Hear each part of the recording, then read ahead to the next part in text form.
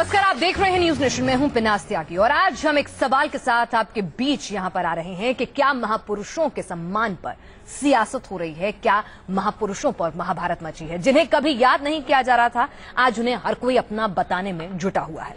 दरअसल मैं हूं पिनास त्यागी और आज हम एक सवाल के साथ आपके बीच यहां पर आ रहे हैं कि क्या महापुरुषों के सम्मान पर सियासत हो रही है? क्या महापुरुषों पर महाभारत मची है? जिन्हें कभी याद नहीं किया जा रहा था, आज उन्हें हर कोई अपना बताने में जुटा हुआ है।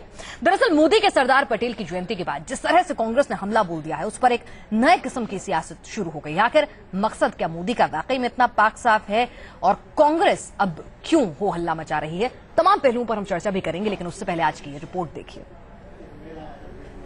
सरदार बीजेपी के और इंदिरा कांग्रेस की हिंदुस्तान के इतिहास में अहम इबारतें लिखने वाली इन दो हस्तियों पर पूरे देश का अधिकार है, लेकिन सियासत ने कुछ ऐसा मोड़ लिया कि अब इन दोनों महान नेताओं की विरासत पर सियासतदान अपना अपना दावा ठोक रहे हैं। सरदार पटेल की जयंती को राष्ट्रीय एकता दिवस के रूप में मनाकर मोदी सरकार ने देश भर में बड़े आयोजन किए।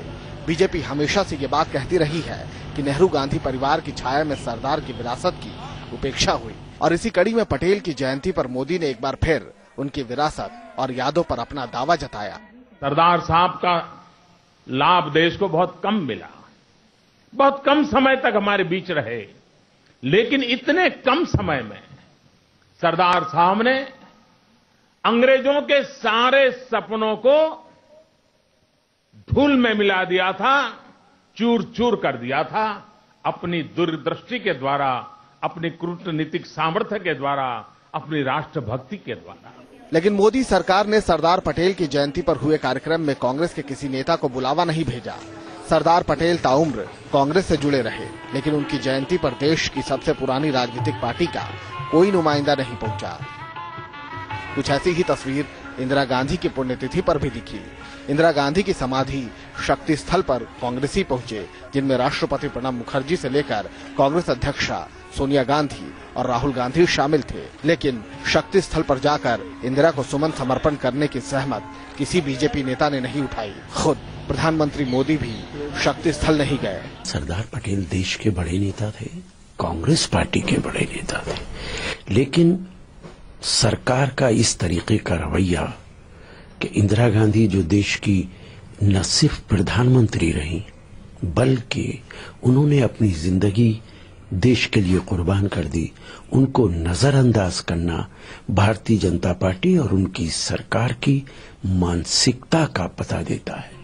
ये दो तस्वीरें देश की सियासी तस्वीर और तासीर पर अहम सवाल खड़े करती हैं। सवाल ये कि क्या अब महापुरुषों के नाम भी राजनीति के अखाड़े का दांव बन गए हैं?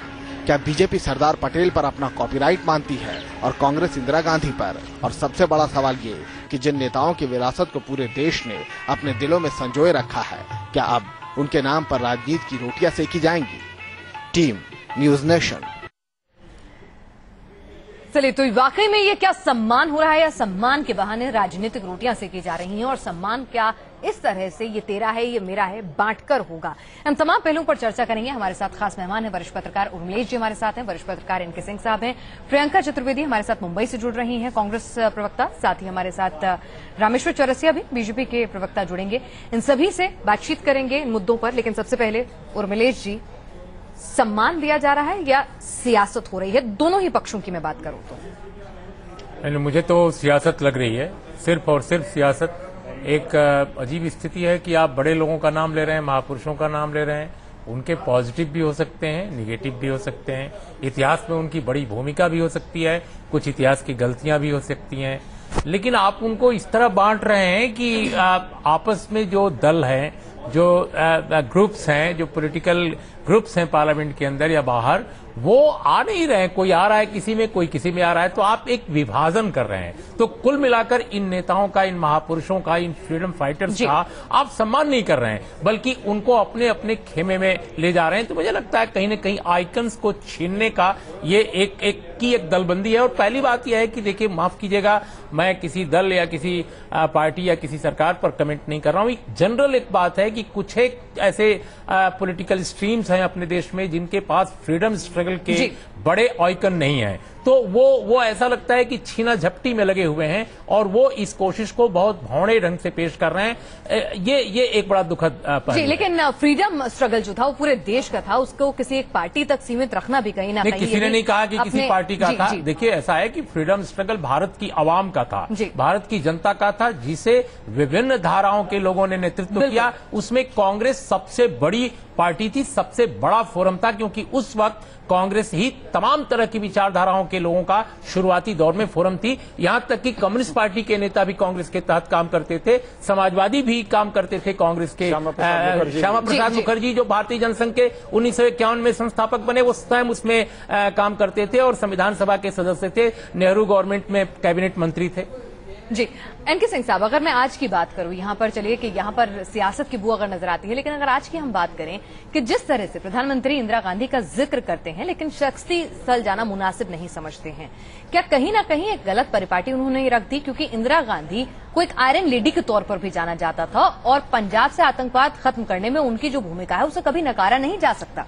पिनाज, मैं अपने व्यूअर्स को आपके माध्यम से याद दिलाना चाहूंगा कि स्वयं अटल बिहारी वाजपेयी जी ने इंदिरा गांधी को दुर्गा कहा था जब 1971 बांग्लादेश वॉर पर सक्सेसफुल रही थी वो। तो लेकिन एक चीज है कि पटेल को आज क्यों याद करना पड़ रहा है। फैक्ट है कि नेहरू को अगर आप उभारेंगे तो पटेल को दबाना पड़ेगा। ये कांग्रेस की नीति कहीं रही होगी, क्योंकि पटेल को वो मकाम नहीं मिला जो नेहरू को मिला था। आइकॉन बिल्डिंग प्रोसेस वैसे आमतौर पे ये माना जाता है समाज शास्त्र में कि ये काम पॉलिटिकल क्लास का नहीं है, स्टेट का तो बिल्कुल नहीं है। आइकॉन्स स्टेट नहीं बनाया करते। आज हम देख रहे हैं कि सारे government, Delhi government, NCT, national आपकी दिल्ली गवर्नमेंट के इंफॉर्मेशन डिपार्टमेंट का एक एक पेज का एडवर्टीजमेंट पटेल को लेके है। गवर्नमेंट ऑफ इंडिया का है, इंफॉर्मेशन एंड ब्रॉडकास्टिंग का है एक पेज का। दिल्ली पुलिस तक ने सरदार पटेल को याद किया है। अब आप सोचिए कि अगर पटेल इतने बड़े आइकॉन हैं तो 65 साल क्यों नहीं याद किया गया? कांग्रेस ने क्यों इग्नोर किया? मैं इसका जवाब प्रियंका जी से लेती हूँ। प्रियंका जी, पटेल को 65 साल याद नहीं किया गया और आज जब पीएम मोदी उनको याद कर रहे हैं तो कहीं ना कहीं कांग्रेस को गड़बड़ नजर आ रही है, उसमें सियासी नुकसान होता हुआ दिख रहा है।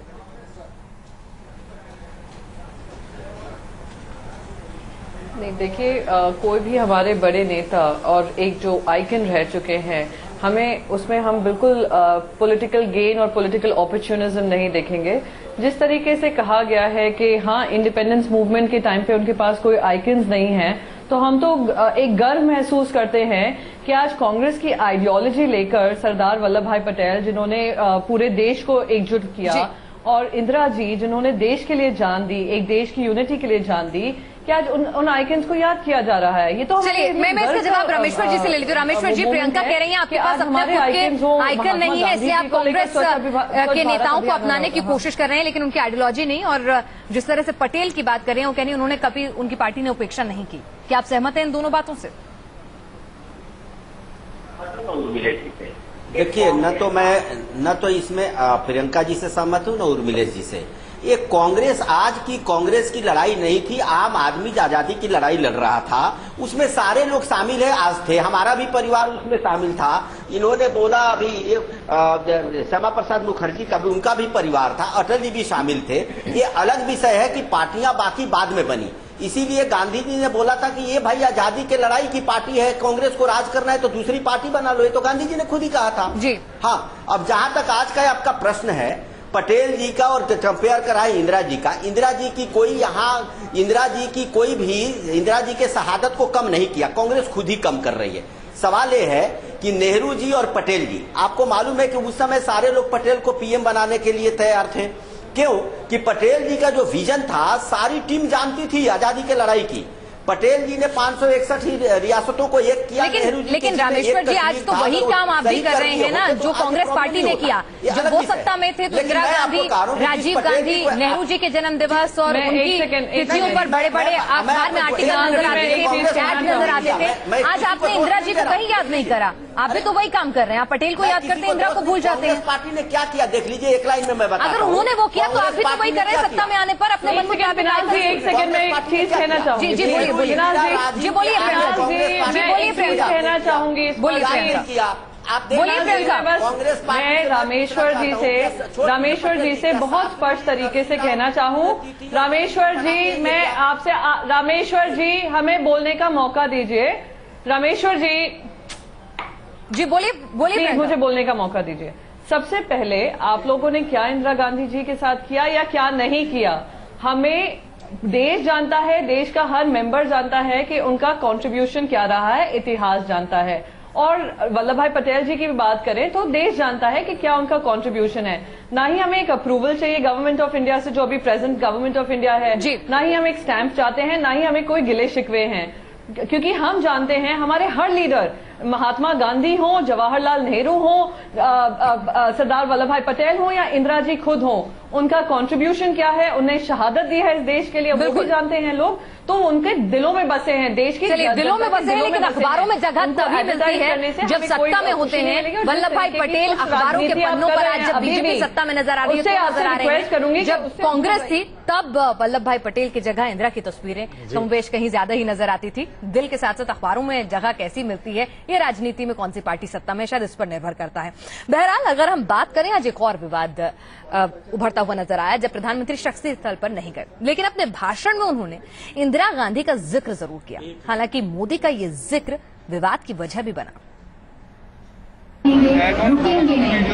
Run for unity, Sardar Patel की याद में मोदी सरकार के साथ पूरा देश दौड़ा। सरदार पटेल की जयंती के साथ मौका इंदिरा गांधी की पुण्यतिथि का भी था। मोदी के भाषण में भी इस दिन का जिक्र हुआ, लेकिन अलग अंदाज में। 30 साल पहले भारत की एकता को गहरी चोट पहुंचाने वाली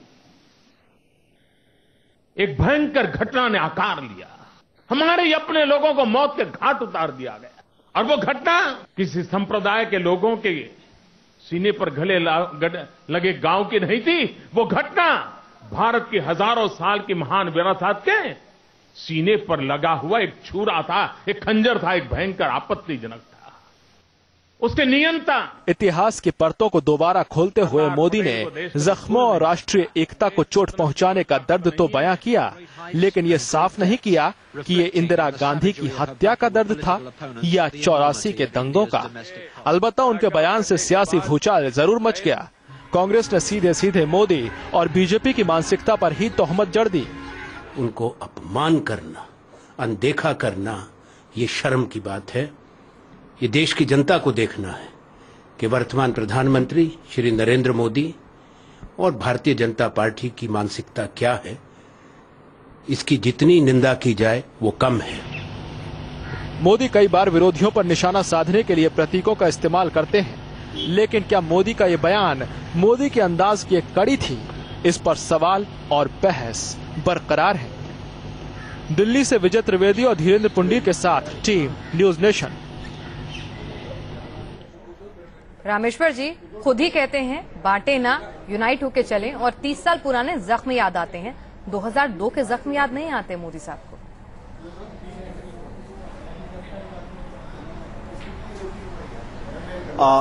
देखिए, मैं आपको एक बात बताऊं, ये जो विभाजन किया हुआ ये कांग्रेस का ही है। अगर कांग्रेस सही मामले में महापुरुषों को सही ढंग से मनाई होती, अपने परिवार से बाहर हट के मनाई होती, मैंने तो 2 आपको उदाहरण दिया। नहीं, मेरा सवाल कुछ और था।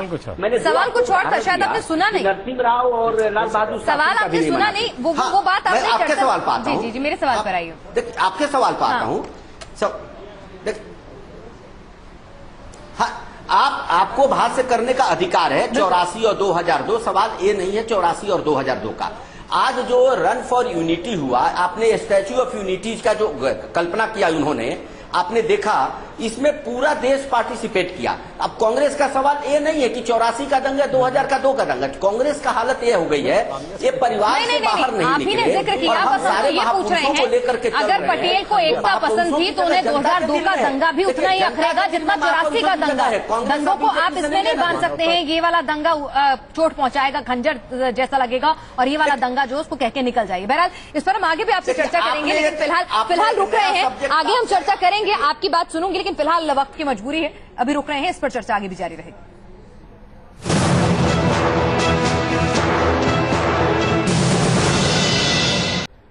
चलिए, तो महापुरुषों के नाम पर महाभारत हो रही है, लेकिन महापुरुषों को याद करते करते जिक्र आ गया 30 साल पुरानी एक घटना का, और वो जिक्र अब विवादों में है। यहां पर हमारे साथ लगातार हमारे खास मेहमान जुड़े हुए हैं। उर्मिलेश जी हमारे साथ हैं, वरिष्ठ पत्रकार एनके सिंह जी भी हैं, प्रियंका जुड़ी हुई हैं, और साथ ही हमारे साथ रामेश्वर चौरसिया जी भी हैं। प्रियंका, आज 30 साल पुराना एक इंसिडेंट मोदी जी को याद आ रहा है, खंजर की बात कर रहे हैं, मुआवजे का ऐलान उससे पहले होता है, क्या कहेंगी आप? कुछ भूल तो नहीं रहे मोदी जी?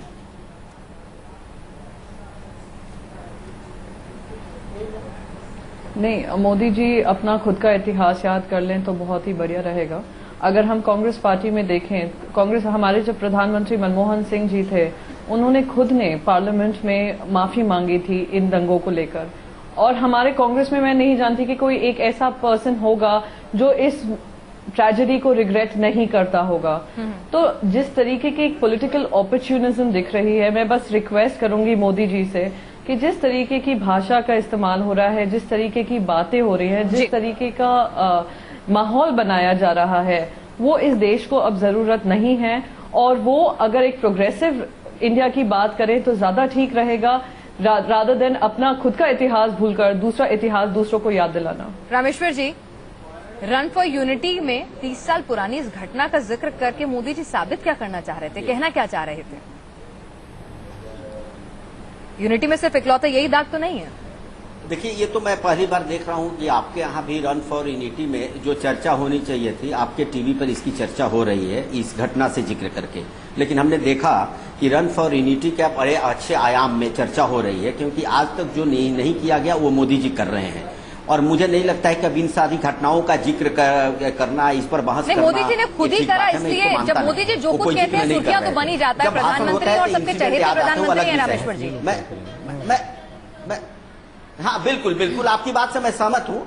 नहीं, उनकी सोच दर्शाता है। मैं तो कहूंगी पिटी, अब एक पिटी जैसी फीलिंग आती है। रामेश्वर जी, मैं वही समझना चाह रही हूँ आपसे, आप अपने नेता को ज्यादा बेहतर समझते होंगे। वो क्या आज 30 साल पुरानी बात का जिक्र करके क्या याद दिलाना चाह रहे थे, और वो भी रन फॉर यूनिटी के मौके पर?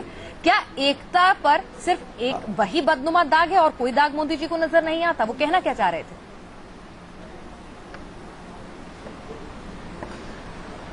नहीं, देखिए, जब मान लो दिल्ली में बोल रहे हैं तो एक अलग विषय है, जिक्र आ गया, वो उसकी अलग कहानी है। मैं आपको ये बता रहा हूँ, प्रधानमंत्री बोल रहे हैं भाई रामेश्वर अगर एक सिलसिला कांग्रेस ने शुरू किया होता सभी महान नेताओं के साथ, कुछ कहना चाहिए, आजादी के सभी नेताओं के साथ अगर बर्ताव सही किया होता तो आज इसकी नौबत नहीं आएगी। ये तो नहीं, मैं बस कहूंगी इस पार्टी और इस पार्टी के नेतृत्व और हमारे देश के प्राइम मिनिस्टर की सोच दर्शाता है। और अब दुख होता है और एक तरीके का पिटी फीलिंग होती है कि आज आप लोग एक इम्पोर्टेंट मुद्दों को भूलकर आप जो पीछे जो घटनाएं हुई हैं उनको याद दिलाने की कोशिश करते हो।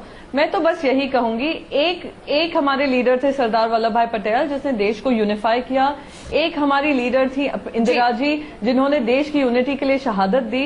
तो हम दोनों का इक्वल सम्मान करते हैं, रिस्पेक्ट करते हैं। इस तरीके की इक्वालिटी नजर नहीं आई प्रियंका, मैं माफी चाहूंगी, हमारे प्रधानमंत्री को इक्वालिटी पिछले 60 सालों में नजर भी नहीं आई है। ये भी एक अपने आप में हकीकत है। ऐसी तुच्छ राजनीति करनी भी नहीं। सिंह साहब, मैं आपसे पूछना चाहूंगी, यहाँ पर मैं यहाँ पर एक क्लोजिंग रिमार्क यहाँ पे मैं उर्मिलेश जी और एनके सिंह साहब से भी ले लूं। उर्मिलेश जी आपसे भी और एनके सिंह साहब आपसे दोनों से मेरा यहाँ जानना चाहूंगी, मोदी जी आज 30 साल पुरानी बात को याद करके क्या साबित करना चाह रहे थे? वो जानते थे कि अगर 30 साल पुरानी बात का जिक्र उठेगा तो फिर 12 साल पुराना इतिहास भी दूर नहीं है खंगालने का। एक तो ये जो मैसेज देना चाहते हैं वो मैसेज सही गया है। बड़ी सीधी सी बात है कि कल आपने जो दंगे में सिख मारे गए उनको 5 लाख दिया, ऑल ऑफ ए सडन ये हुआ। ये कोई ऐसा इशू नहीं था कि इसको दें, और अगर आपने दिया तो एक लॉजिक में एक चीज होती है, कॉन्केटेनेशन ऑफ इवेंट, घटनाक्रम। 12 घंटे के अंदर आप एक घटना का जिक्र कर रहे हैं, और बहुत सही कहा आपने कि एक मानवता सभ्यता के उस पर खंजर लगा है, उसके सीने में खंजर लगा है। लेकिन इस तरह के खंजर आप सिलेक्टिवली क्यों ले रहे हैं? बिल्कुल 12 घंटे पहले आप सिखों को दे रहे हैं और उसे आप खंजर मानते हैं, तो बाकी जो तमाम चीजें हुई हैं, सहारनपुर में हुआ, मुजफ्फरनगर में हुआ, ये सब चीजें भी तो खंजर है। उर्मिलेश जी, मोदी जी सब कुछ सोच समझ के बोल रहे हैं, वो जानते थे। मैं और कह दूं कि खंजर के अलावा आज जो मोदी जी ने कहा, एक चीज और भी कही, उन्होंने कहा कि पटेल ना होते तो गांधी अधूरे होते। मेरे ख्याल से गांधी को कम से कम इतना कम करके ना आंका जाए। पटेल और गांधी, पटेल ना होते तो गांधी ना होते। और इनके उन्होंने ये भी कहा कि परमहंस विवेकानंद होते तो परमहंस न होते। मेरा ये कहना है कि ये जो तुलनाएं हैं, ये इन तुलनाओं को राजनेता जो हमारे देश के हैं, ब्यूरोक्रेट जो हैं या कोई भी लोग हैं, ये कृपया इतिहास पर छोड़ दें। गांधी, नेहरू, पटेल, सुभाष चंद्र बोस, भगत सिंह, इनके अवदान के बारे में, इनकी राजनीति के बारे में, इनकी महानता के बारे में इतिहासकार बेहतर व्याख्या करेंगे। पहली बात। दूसरी बात कि आप जो खंजर की बात कर रहे हैं, भाई हम जैसे जर्नलिस्ट जो उस दौर में नए नए जर्नलिस्ट बने थे, हम लोगों ने दंगे की रिपोर्टिंग की है और कांग्रेस के लोगों ने जिस तरह से किया उसकी भर्त्सना, उसके खिलाफ अभियान भी चलाया है एक एक्टिविस्ट के रूप में। लेकिन मैं ये कह रहा हूं कि आज के दिन जब इंदिरा जी का शहादत दिवस था, उस दिन आप एक खंजर की बात कर रहे हैं, तो गुजरात में क्या था, अभी बड़ोदरा में क्या था, अभी त्रिलोकपुरी में क्या हो रहा है। फिर इतिहास तो इतिहास है और इतिहास में ऐसे ना जाने कितने खंजर हर पार्टी हर नेता के सर पर आके खड़े हो जाते हैं, तो कोई दूसरा ना उछालेगा। तो मोदी जी क्या कुछ कहना चाह रहे थे, ये भी हमने समझने की कोशिश की, और साथ ही किस तरह से एक बंदरबाट सी लग गई है महान हस्तियों को लेकर कि ये मेरा है तेरा है। शायद इतिहासकार बेहतर जानते हैं कि किसका क्या कुछ योगदान है और जनता बखूबी समझती है कि उसे किसको क्या दर्जा देना है। हमारी इस खास पेशकश में आप सभी शामिल हुए, आपका बहुत बहुत शुक्रिया।